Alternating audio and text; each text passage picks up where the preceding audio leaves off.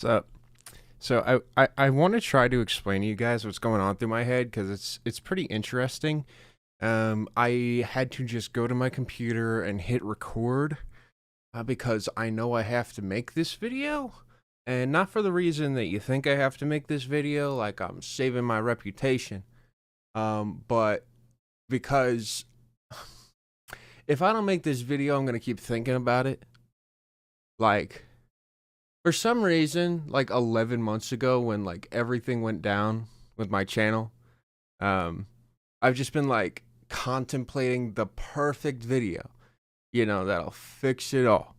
I'll just say the right words and everything will go back to normal. I have learned since then that that is not reality, and I don't want it to be reality.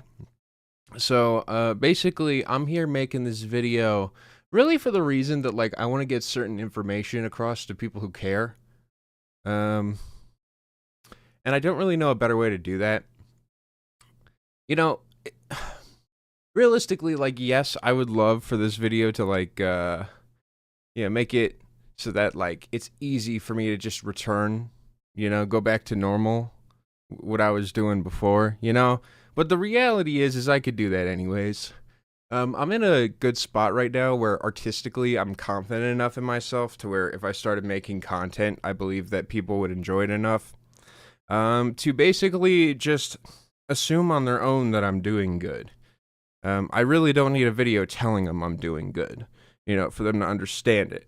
Like, I could just go the sneaky underground, mysterious artist route that, like, honestly, I've seen everybody do. Everybody's doing it. But I decided no. So, despite how much I really am struggling, let's talk. All right, let's start from the beginning of like where things went wrong. I went to a show. It was a live show in California. It was Ethan Klein and Ela Klein performing. I had backstage passes. I met them. I talked with them. I related a lot to them, especially Ela, with her struggles with being Jewish right now, and like how like it's how do I say this? See, it's like even now, like I don't want to fucking talk about it. Like I really don't, you know. But what I want you to understand is that like my horrible response to this whole situation is a long term thing, or like is the result of a lot of stuff. You know, it's like the moment where things snap. It's not the moment where it's like everything went wrong. Basically, so like at this time, like I post a picture that I have with me, some friends, my fiance, Ethan and Ela Klein, and basically, I was like, yeah, I could post that. It's great. I didn't think it would be a statement.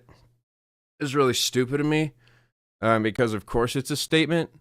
It's Ethan and Ela Klein. But I wasn't really ready for war. I wanted to back out.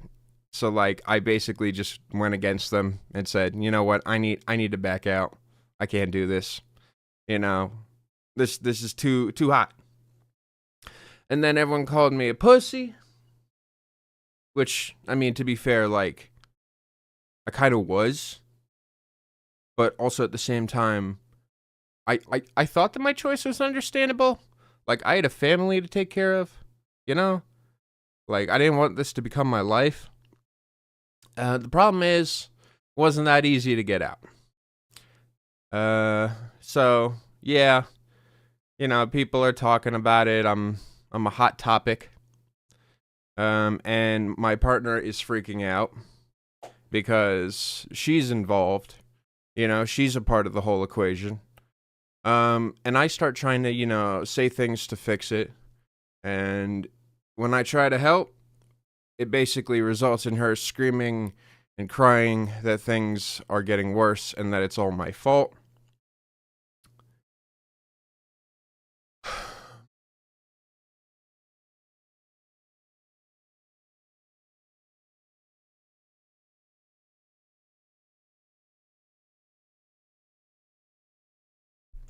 So I'm trying to, keep my job because I'm paying her a ridiculous amount of money, like $5,000 a month, to basically do nothing. And I'm gonna be honest with you guys. I don't have a problem with that. Like, if I like paying her $5 grand a month so she could, lay around, smoke weed on the couch, and be happy. Great, you know. But I don't think that she really respected me. I don't think she saw things in me that were like important for her to see. So it went really bad.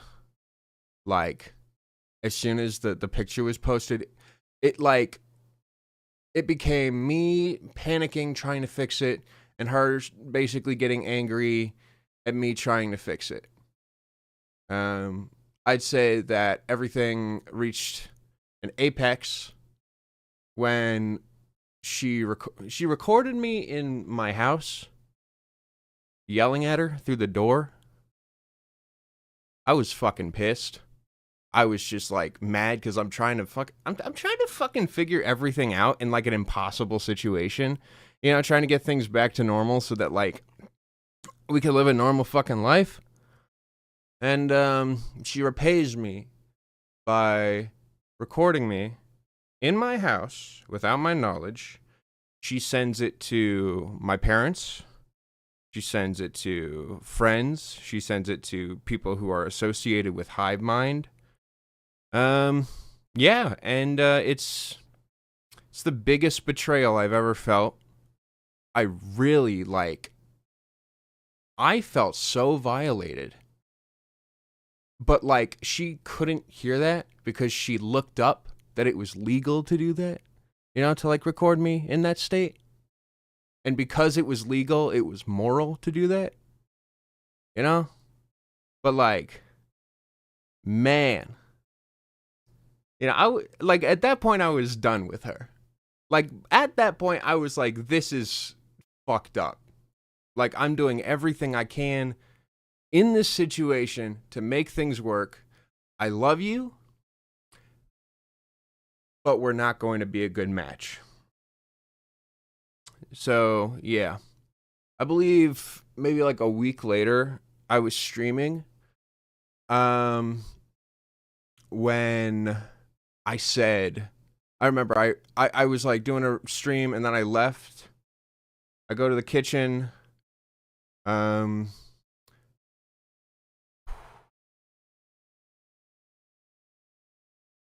see her sitting on the couch, like screaming and crying, and I'm pissed off. Like, because like I'm trying to focus, to get work done. And it felt like she was interrupting that. Now, here's the thing. What I want you to understand out of all of this, and remember how I said that it was all like, it wasn't just this scenario happening, that this was like a long-term effect. Well, I was so obsessed with my work. I became like completely locked into that. To the point of where she has told me that she felt completely invisible in the relationship. Yeah, my response to her crying was screaming at her, which was bad, but my justification was I am streaming right now. I can't have you like screaming and crying like in the house. I told her to go basically stay with her mother who lived like 5 minutes away. Instead of doing that, she got me kicked. Okay, so I'm like doing this thing where I'm like, you need to go to your mom's house. She's like, fuck you. This is my house too. And I'm like, I pay all the bills. This is all important. Trust me. I pay the bills for this entire place. Like I'm keeping it up. You don't contribute shit to the equation. Get out. She calls the cops on me, and they have me arrested for domestic violence. That is really where the story all starts. Like, I'm in a jail cell. This was like literally, there's like a clip of me that's like me talking about how I don't feel safe in my home. And then like an hour later, I'm in jail. You know? It's crazy. And I don't want to fucking say any of this. I don't want to talk about this. It makes me look bad. But I'm also now realizing that I don't really care because that's what happened. That's what I did. These are the choices I made.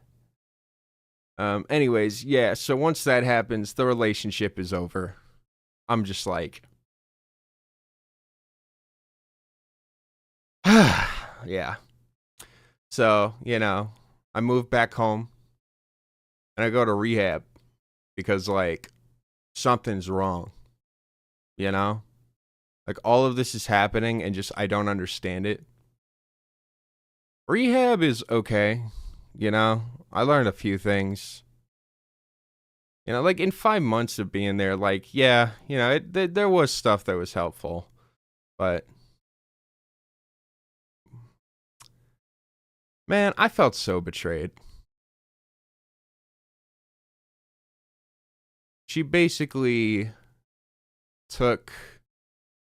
she moved to Detroit. And here's kind of where it gets difficult for me. Because it's one thing like losing your partner. It's another thing like with losing Hivemind. Like the fact that like these two things were so connected.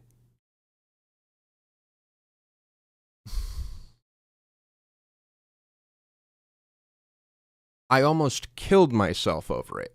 Like,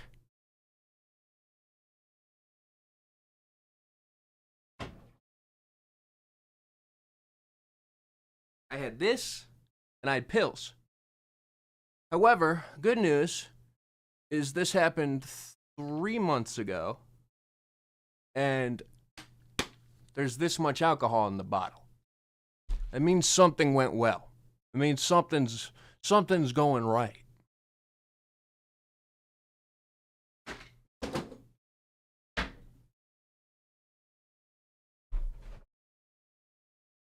Let's talk about Hivemind. Hivemind is a collective of guys who I very much respect. But Riley's a diva and Graydon's a brute. Here's the thing, though. That just makes me like them more because they're very human. In fact, I think that like their flaws are the things that really, attracted me to them. What really made me like interested in them as people. What made me connect with them on like a much deeper level. So, the fact that like my ex moves to Detroit, like around all these like Hivemind people, and then starts like dating Graydon's roommate, and like Riley leaves me on red, and it's just like, wow. I really love the people at Hivemind still. Like, in case you don't know who Hivemind is, I collaborated with them. They're like a pretty big channel, but just they did to me what they did to Nick is Not Green. I remember when I was there and they were telling me the story. Nick is Not Green, great friends, he has his thing that happens, and bye-bye Nick is Not Green, no longer associated with the name. Now, of course, at the time, I'm just thinking like, oh, thank God I'm on the right side, of this shit. But then I ended up on the other side of things. And I would say became friends with Nick is Not Green, but I honestly I think he sent me a message like 5 months ago that I never checked. So even then, like, not doing great with that. But like, I got to see that perspective. I got to see both sides. And in my opinion, I don't give a shit. Whatever. Moving on. Let's talk about where things start getting good. Look at this picture right here, okay? Now, I'm going to explain this picture later, but this is a bee being, that's dead. It's being carried by an ant. All right? I saw this with my own two eyes in nature. A bee being carried by an ant down a line. All right? Like that was that's some life-changing stuff. It's weird. It's like it's really symbolic to me. But maybe it's like maybe I feel like it's a symbol of me somehow overcoming, a lot of stuff that's been going on. It starts with 4 months ago when I decided to stop streaming and stop working. It basically came down to I can't do this anymore. I can't fucking do it anymore. Like something is wrong. So so I'm like I don't really know what is wrong, but I just feel like I shouldn't stream. So instead I start watching movies. And I kind of come to the idea that like I don't really know if I should work cuz I really don't want to. So I just kind of keep sitting around all day watching movies. And then it's like the stuff with my ex and then like with Hivemind and how that's all connected. I can't get it out of my head. I fucking can't.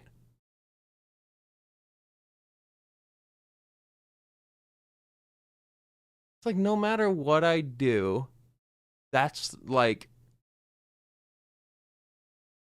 my ex leaving to go and like be a part of Hivemind and fuck Graydon's roommate, Like yeah. Well, I wasn't taking it so well. So just thinking every day how I was going to kill myself, and then eventually came up with drinking and pills. Then my cousin came and visited, and everything changed. This was the moment where it all turned around. I'm driving with him. I live in Arizona.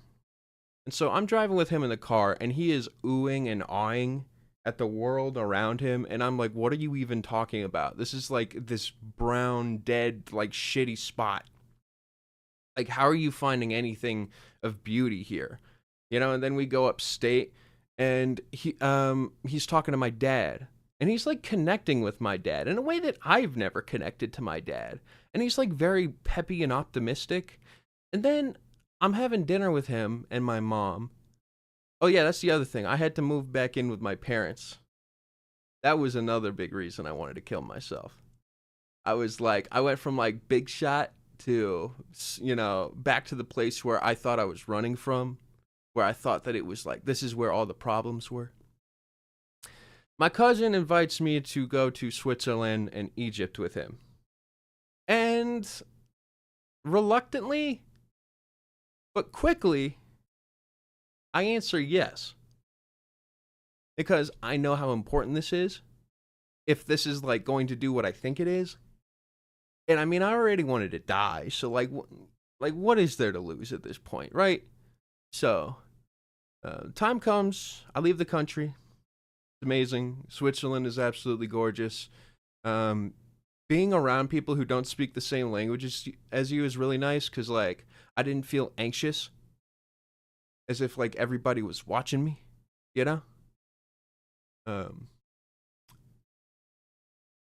just like I always feel like I have to connect with people, and when they're not speaking English, like there's no chance for me to connect with them because I was fucking lonely. I had no friends out here. I didn't know how to talk to people. Like I literally felt like I couldn't get out of this,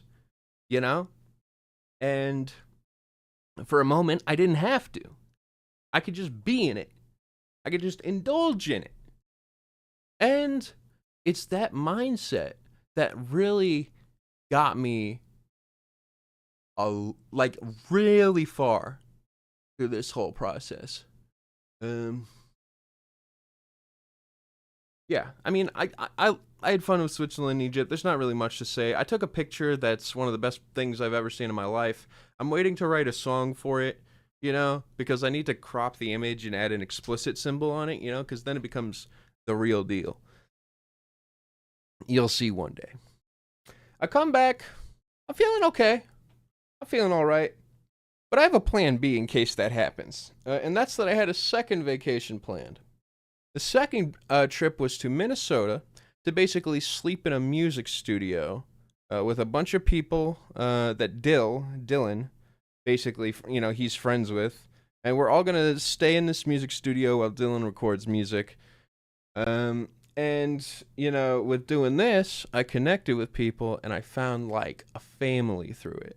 And I realized, there are people like me. I can connect to people. This is like, not only that, but I could connect to people who are interested in the same thing as me, and it doesn't need to be online.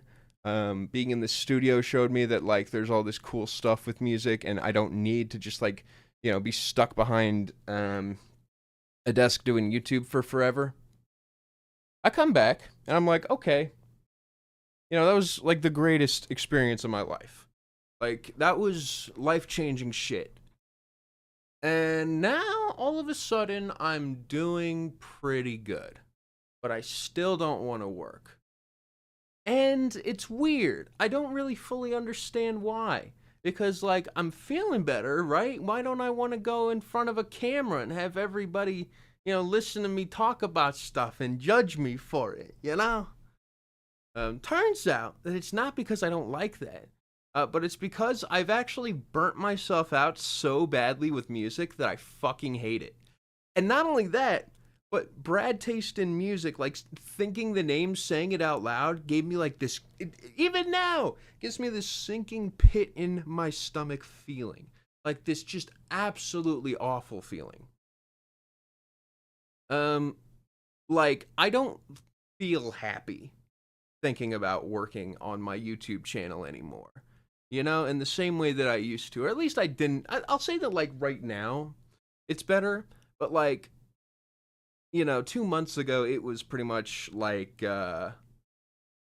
I'm enjoying everything else that has to do with music right now that isn't, like, my job. I'm starting to, like, care about it again, and that's because of one thing. My friend Kendall, I would visit him. We would go and watch a movie, and then we would sit at the park, sometimes in my car. We would smoke weed, and we would listen to music.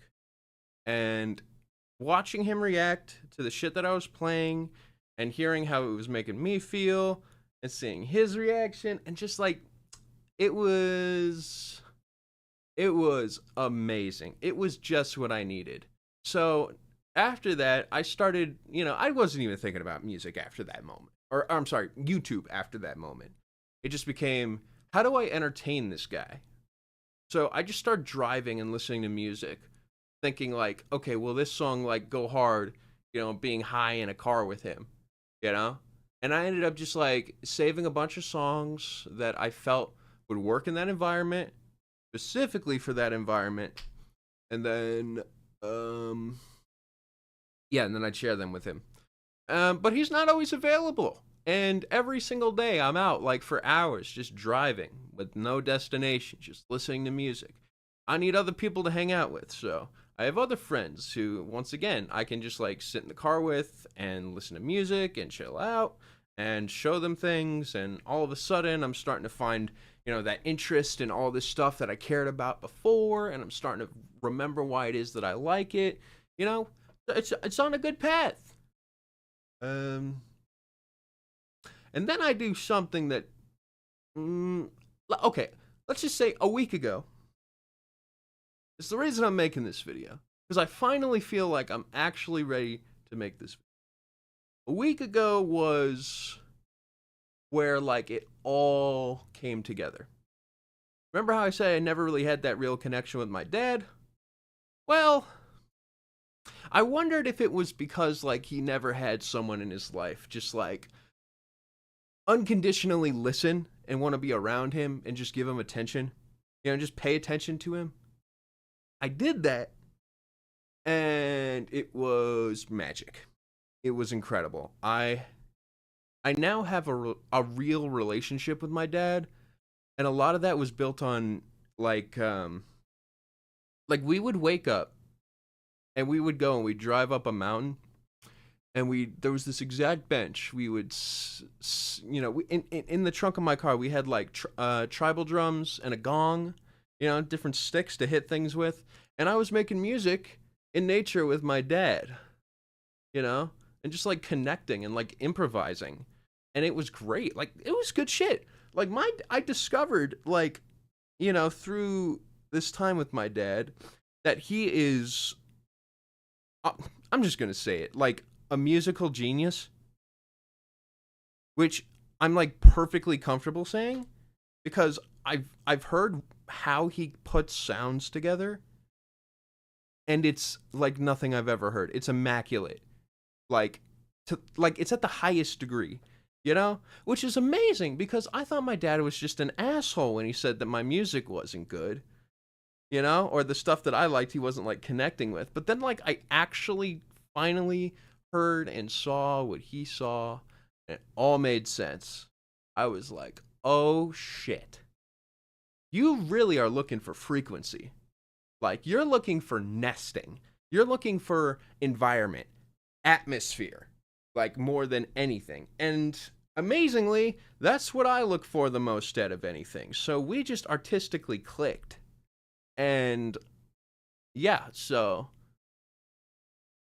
he's going back to work. Looks like I'm supposed to be going back to work, but I'm gonna be honest, I might not even go to work. I don't even think I care enough, to be honest.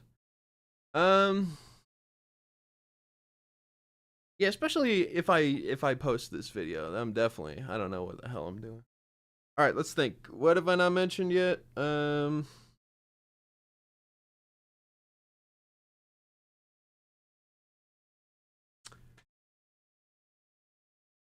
There are many members of the community who've given a lot to this channel who have received absolutely nothing in return, not even an like acknowledgement from me, in a way that's cold, in a way that they recognize that they feel and they feel betrayed with.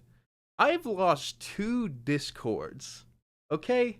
I've lost 2, not 1, 2 discords to mutiny. All right, so clearly I'm not doing something right. I'm aware of that. However, all I can do is try my best moving forward. And see. Oh yeah, stream FK Twigs. There you go. All right, that's it. Bye.